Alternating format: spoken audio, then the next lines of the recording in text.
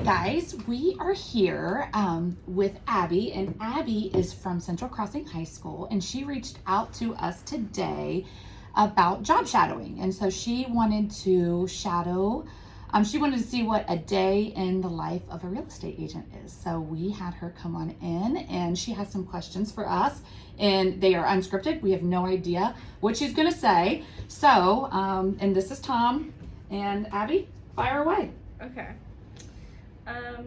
What do you think you need to do to maintain your success in this career? What do we need to do to maintain our success in this career? I think that's a great question. I think consistency, and I think people. I think connections with people is your key to maintaining success. You gotta love people, and you've got to stay connected with them. But yeah, and you got to stay motivated because you are basically running your own business. So it's easy to let a day slip away from you. What would you say? No, I agree with all of that. I think the adding in that you got to care about people, right? You got to help them solve a problem. They have a problem, they need somewhere to live, and you really got to care about, finding them the right solution to that problem. So, but I agree, things can your day can get away from you real quick, so you got to stay organized. Yeah. So. Good question. What do you think the best and worst parts are of the job, and your easiest and hardest parts? The best part of the job is I work 24 hours a day, but they're my 24 hours. The worst part of the day is I work 24 hours, but but they're my 24 hours. I think never having an off switch, that can be challenging. It's neat to be able to help somebody with such a huge chapter of their life when they're buying a house for the first time, or you're helping them through, like Tom says, challenges. That's really cool. It's, marriage and when you give birth and buying a house, it's up there with, one of the top 5 major things you'll go through in life. And so to be a part, I think, is really cool. I think like seeing somebody, taking them in their house when they actually own it, like opening the door for them and seeing the excitement, like that's one of the coolest. I can remember taking clients and their kids are the first time they see the house and they're running through and they're fighting over rooms. Like that's just fun, like that's a really cool, rewarding experience. But like Kim said, when you're getting texts at 11 o'clock at night, hey, I just found this. What's the deal with it? And you're like, oh my gosh, I just want to unplug. It gets a little difficult sometimes, but yeah. Yeah, and I think our industry's created that because people, they want to talk about real estate when they're not at work, and so that's when they are texting us or calling us or things like that. So, but that's okay. It's part of it. Okay. Yeah. Why would you recommend this career to someone? Why would you recommend this career to somebody? I would recommend this career to somebody if you are people-oriented and if you love people. If you do not love people, this is not the job for you. Because it is it's people-based. But I don't think there's a better job in the world if you do love people. Yeah, I would say too, it is what you make it. So you're your own boss. You set your own schedule. You work as hard as you want to work, and obviously you can do as well as you put the work in. You know what I mean? So it can be rewarding in that way as well. So yeah. What are some big challenges one would face? Challenges one would face. I think you're dealing with people when they're at their highest emotions, so you can take on their emotions. That can be challenging because not everything is happy-go-lucky, not everything is smooth. There's a lot of problems. I always say we're firefighters. We're constantly putting out fires. That can be very challenging. And then the market, the ups and downs of the market can be very hard. That's for new agents, that's going to be the hardest thing to face is just because it's 100% commission, and that's going to be a newer agent. That's going to be your hardest challenge for sure. Yep, agreed, 100%. Why do you like working here? Why do I like working here? I mean, again, I love people. I like being able to have control over my success. I think it would drive me crazy working in an 8 to 5 job and somebody tell me how much money I'm worth. So I think I like being able. Oh, there's Erin. Erin, come say hi. Hi. So, but yeah, I like being able to, kind of have my own destiny. I have control of my own destiny, my own retirement, my own, it's in my hands, and I trust myself more than I trust, corporate America, I guess. Right. I think I like being in this office in particular. Like, there's a lot of great people in the office. We do a lot of good community programs or community outreach, and just inviting the community to events at our office. So yeah, that's a big part of it for me, is like working with people that I really like to be around and that I think are great people. So Okay.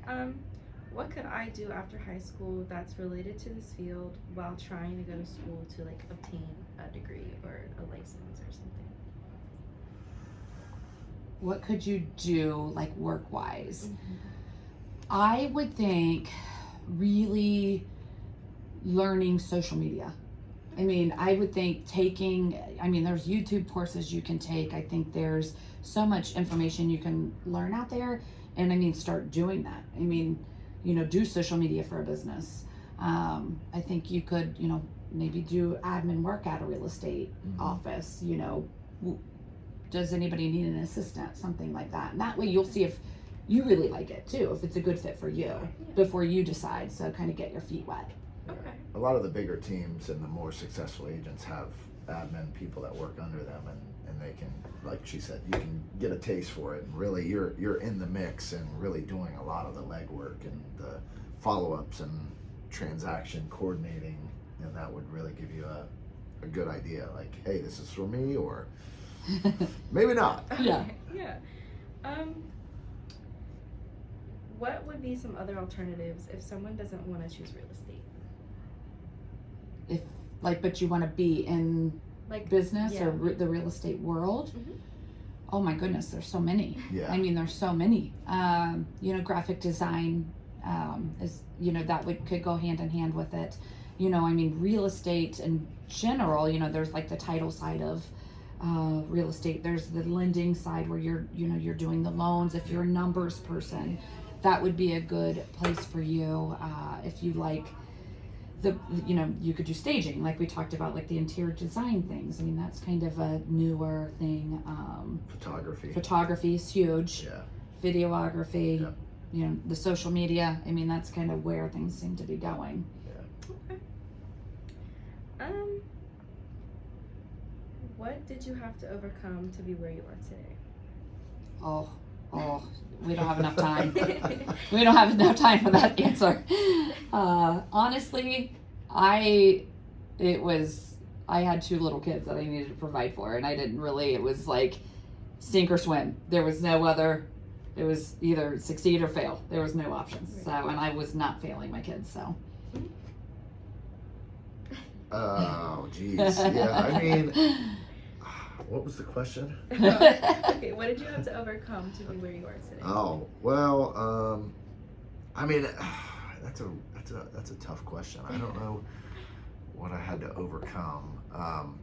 But I'm still fairly newer, so it's been a challenge breaking into this, career at kind of not old per se, but a later, midlife kind of change. So that was definitely a big challenge, and just breaking into the game, so to speak. So I already asked her this, but for you, since you're newer, what would help you to stay motivated?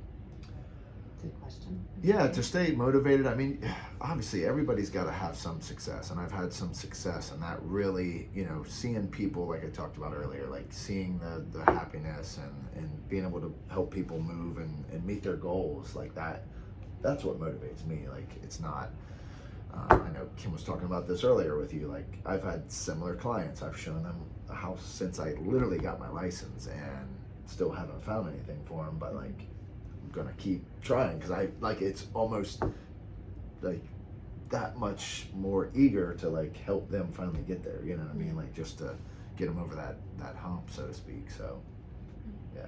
Okay. All right. Last question. What are good qualities and skills to be a good realtor? Good qualities, confidence. I think confidence is a good quality. I think being people oriented and being a people person, and then being detail oriented. I think you've got to be, and then adaptable because you are dealing with every personality. Yes. So you've got to kind of like when in Rome, you got to be, as a Roman, like, that's that old saying or whatever. So you've got to kind of be adaptable to them. Not everybody, not everybody's a one size fits all. So not everyone's gonna love your jokes, and so that that can be a difficult thing. But no, communication. I mean, that's the like, how do you communicate? You figure out how they like to communicate. Some people love to talk on the phone, and they don't talk and talk, And then there's other people that they won't answer the phone. They want, you get a like, text. Like if I would probably text you, right? You're not gonna want to pick up the phone. Yeah. So like that's it. Just kind of different generations and different personalities. Yeah. So. And even dressing. Like there are sometimes, I will wear like a suit with some clients, but then that might be super intimidating to some other ones. So I don't want to ever be that to them either. So you just kind of like adapt to whoever you're around, and you want to make them feel comfortable, and that's important to me. Yeah. So that makes for, I think, that's a good quality to have. But it all comes down to people. If you don't like people, this is not the industry for you. But if you love people, it's a really great one. Okay, well, that's all I have. Yeah. But thank you for answering the questions. Well, thanks so much, and we wish you luck. We're always here if you need us. Yeah. And, hey, best wishes to you. Bye, guys.